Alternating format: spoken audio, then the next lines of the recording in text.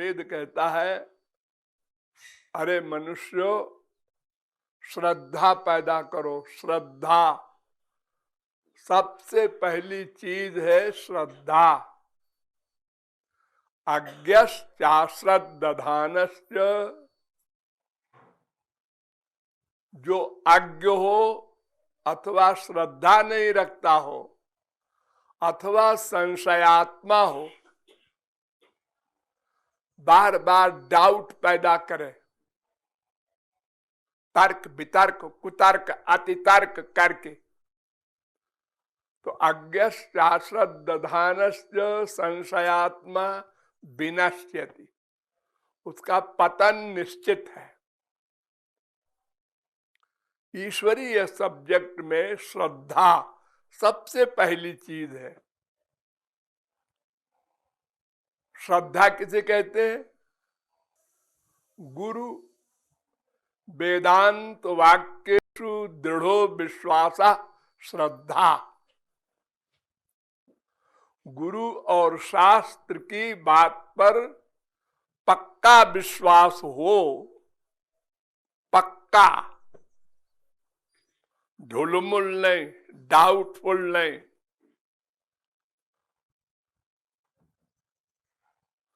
श्रद्धा शब्द कहे विश्वास, सुदृढ़ निश्चय। गौरांग महाप्रभु ने ये परिभाषा की और शंकराचार्य ने की कि गुरु और वेद शास्त्र पर दृढ़ विश्वास हो, उसको श्रद्धा कहते हैं। तो श्रद्धा पहले आवश्यक है, चाहे कर्म हो, चाहे भक्ति हो, चाहे ज्ञान हो, कोई भी सब्जेक्ट हो स्पिरिचुअल, उसमें सबसे पहली चीज है श्रद्धा। आदौ श्रद्धा ततः साधु संगो थ भजन क्रिया, ये लिंक है। पहले श्रद्धा, फिर सत्संग, प्रैक्टिकल मैन का संग, फिर भजन क्रिया, साधना। श्रद्धा और सत्संग और साधना, उसके बाद फिर सब चीज अपने आप बनती जाएगी। अनर्थ निवृत्ति, निष्ठा, रुचि, आसक्ति, भाव, प्रेम, ये सब क्रम से अपने आप हो जाएगा। तो श्रद्धा कैसे आवे, ये प्रश्न पैदा हुआ।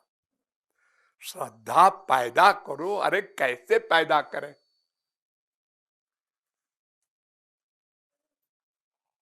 श्रद्धा शब्द का एक गंवारी अर्थ भी समझ लो, भूख, भगवान की भूख, स्पिरिचुअल हैप्पीनेस की भूख, दिव्यानंद की भूख। ये भूख कैसे पैदा होगी? जब संसार से अरुचि होगी। संसार में हमारी रुचि है, रुचि यानी हमारी बुद्धि में ये डिसीजन है कि संसार में सुख है। हमको नहीं मिला, ये बात अलग है, लेकिन संसार में सुख है, ये कंफ्यूजन बुद्धि में है। और ये 1, 2, 4 दिन, साल का नहीं, अनादिकाल से है। और उसका प्रमाण ये कि हम संसार में ही आनंद ढूंढ रहे हैं, प्रैक्टिकल। संसार को इकट्ठा कर करके उससे सुख की आशा कर रहे हैं। खूब पैसा इकट्ठा करो। क्यों पैसा? उससे सामान आएगा। क्यों सामान? इंद्रियों के विषय मिलेंगे। क्या होगा उससे?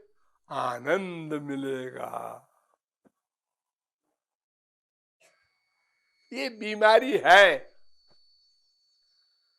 इसलिए भगवान की भूख पैदा ही नहीं होती।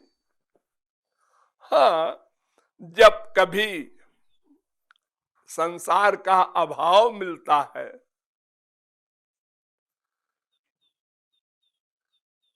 धन का अभाव, प्रतिष्ठा का अभाव, स्वास्थ्य का अभाव, यानी जो जो हम संसार की अच्छी चीजें हैं उनका जब अभाव मिलता है तब थोड़ी भूख लगती है।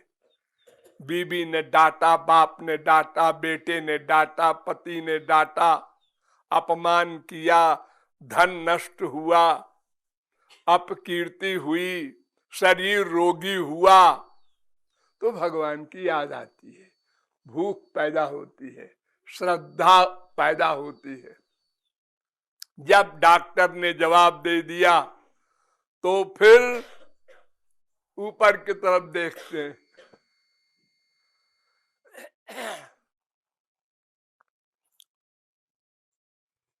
तो श्रद्धा की उत्पत्ति वैराग्य पर डिपेंड करता है।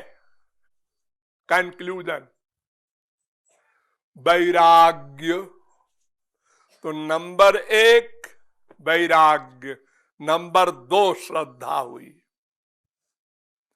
और वैराग्य कैसे हो? वैराग्य माने क्या होता है? प्यार ना हो, राग माने अटैचमेंट, और बी माने रहित, तो विराग माने राग रहित, अटैचमेंट रहित। लेकिन यहीं पर फिर ध्यान दो, अटैचमेंट 2 प्रकार का होता है, एक अनुकूल भाव से, एक प्रतिकूल भाव से।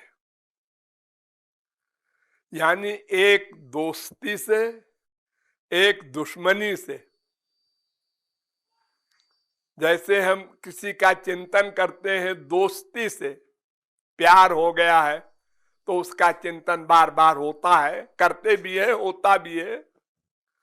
इसी प्रकार दुश्मनी हो गई किसी से तो उसका भी चिंतन बार बार होता भी है और करते भी है। और दोनों में मन का अटैचमेंट होता है, और दोनों में मन में वो पर्सनैलिटी आती है जिसका चिंतन करते हैं। चाहे अनुकूल भाव से चिंतन करें गोपियों की तरह, चाहे प्रतिकूल भाव से चिंतन करें शिशुपाल कंस की तरह, मन में वो पर्सनैलिटी आएगी जिसका चिंतन करेंगे। तो अटैचमेंट दोनों का मतलब है एक, चाहे राग हो चाहे द्वेष हो, दोनों का एक फल। गोपियों को भी गोलोक, शिशुपाल को भी गोलोक, कंस को भी गोलोक। ऐसे ही संसार में अगर कहीं राग है माँ बाप बेटा स्त्री पति में तो उसका भी वही फल, और कहीं दुश्मनी है हम देख लेंगे उसकी और उसका चिंतन करते रहते हैं तो उसका भी वही फल है। और दोनों का फल माइक, जिसके प्रति राग होगा उसी का फल मिलेगा, जिसके प्रति द्वेष होगा उसी का फल मिलेगा। इसलिए संसार में न राग हो न द्वेष हो, ऐसा वैराग्य हो तो भगवान की भूख पैदा होगी। क्योंकि ध्यान दो, अब मन खाली हो गया, खाली हो गया, खाली माने ना उसमें राग से कोई आया न द्वेष से कोई आया, अब खाली है मन। अब भगवान की भूख उसमें पैदा हो जाएगी। जब तक किसी से राग है या द्वेष है तो मन खाली नहीं। अब भगवान कहां से आएंगे, वो भूख कैसे पैदा होगी। इसलिए संसार से राग द्वेष रहित अवस्था वाला वैराग्य हो तो श्रद्धा की उत्पत्ति होती है। और राग द्वेष रहित मन कैसे हो, ये वैराग्य कैसे हो, ये अपने संसारी अनुभव के बार बार चिंतन से।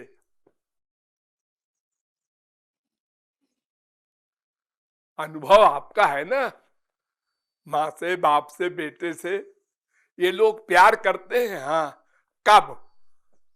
सोचो अकेले में, ये कब प्यार करते हैं तुमसे? जब तुम इनके स्वार्थ की सिद्धि करते हो। और जितनी लिमिट के स्वार्थ की सिद्धि करते हो उतने लिमिट का वो प्यार करते हैं। स्वार्थ की सिद्धि की लिमिट कम, प्यार कम। स्वार्थ की सिद्धि की बात खत्म, प्यार खत्म।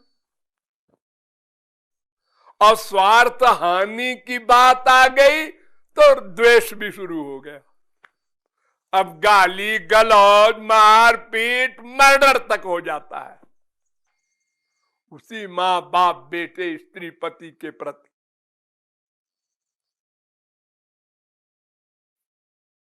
तो ये बात मस्तिष्क में जब हम लावें कि स्वार्थ से ही संसार का अपनापन है, यहां और कोई अपना नहीं है, उस अपनेपन का आधार है स्वार्थ।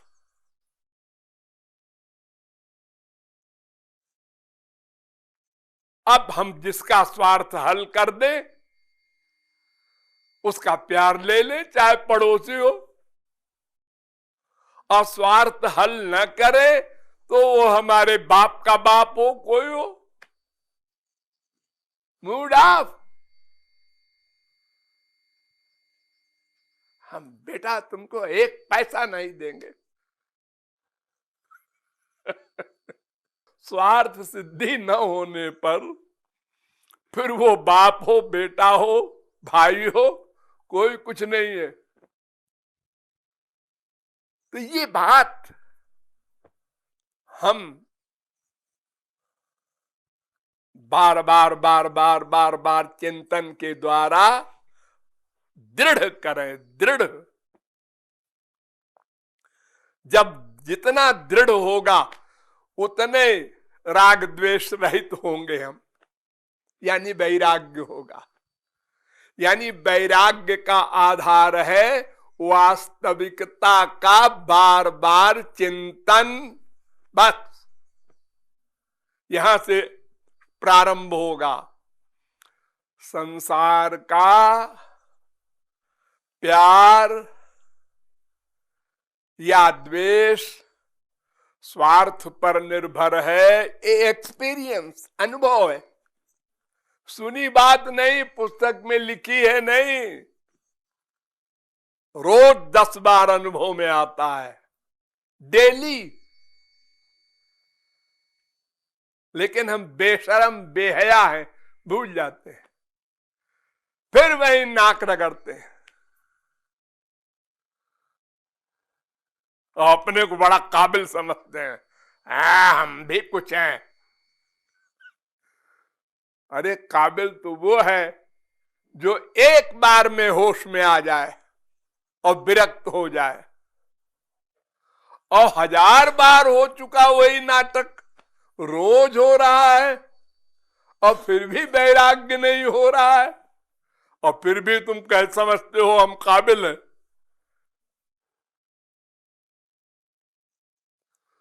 तो बार बार चिंतन से वैराग्य होगा, वैराग्य से श्रद्धा होगी, श्रद्धा से सत्संग होगा, तो सत्संग को फिर हम ग्रहण करेंगे, भूख रहेगी ना, इसलिए फिर हम प्रैक्टिकल होंगे।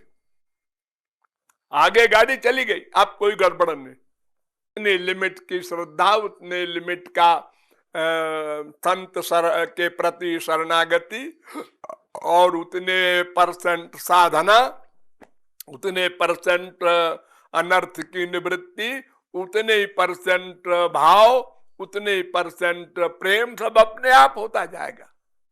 ये नियम है। लेकिन एक और रास्ता है, डम्बर रोड।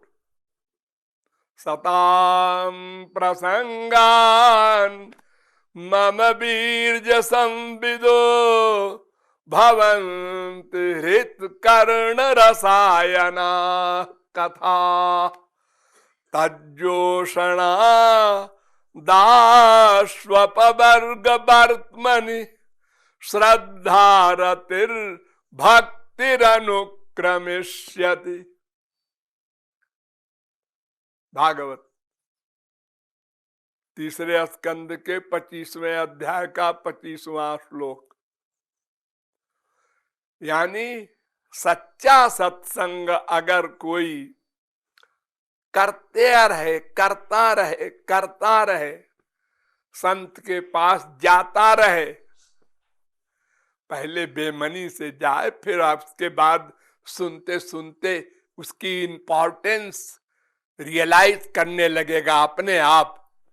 हाँ, ऐसा है मानो दे, हाँ ऐसी आवश्यकता है भगवान की, हम तो कभी सोचते ही नहीं थे।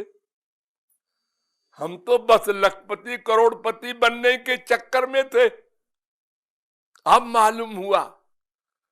तो वो सुनते सुनते महापुरुष की वाणी को, फिर संसार से वैराग्य होगा, फिर श्रद्धा होगी, फिर रति होगी, फिर भक्ति होगी। लेकिन ऐसा सौभाग्य अगर किसी को मिल जाए कि कोई वास्तविक संत का वास्तविक संग करने लगे,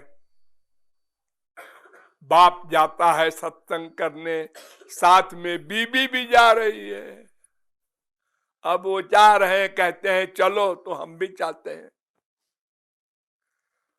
आप लोगों में बहुत से लोग ऐसे ही हैं। पहले बीबी आई, उन्होंने कहा है चलो वहां, अरे चल के देखो तो, दोनों आ गए। फिर बेटे से कहते हैं अरे बेटा चलो देखो तो क्या है वहां, क्या मिलता है। बस सारा परिवार हो गया। लगातार रसरी आवत जात ते सिल पर होत निशान। पत्थर के ऊपर और रस्सी से खींचते हैं, जो पानी भरती हैं स्त्रियां, तो लगातार खींचते खींचते वो पत्थर में गड्ढा हो जाता है, इतना कठोर पत्थर। ऐसे ही लगातार सुनते सुनते वास्तविक संत की वाणी हो। पंडितों की वाणी से हिसाब नहीं बैठेगा, वो तो वंड बंड बताएंगे आपको, उल्टा सीधा पाठ कर लिया करो और जप कर लिया करो और चारों धाम की मार्चिंग कर लिए, यही सब सिखाएंगे। अगर वास्तविक संत हो तो उसको शास्त्र वेद का गंभीर ज्ञान होता है, तो वो बार बार सुनने से फिर श्रद्धा आदि पैदा होगी और लक्ष्य की प्राप्ति होगी।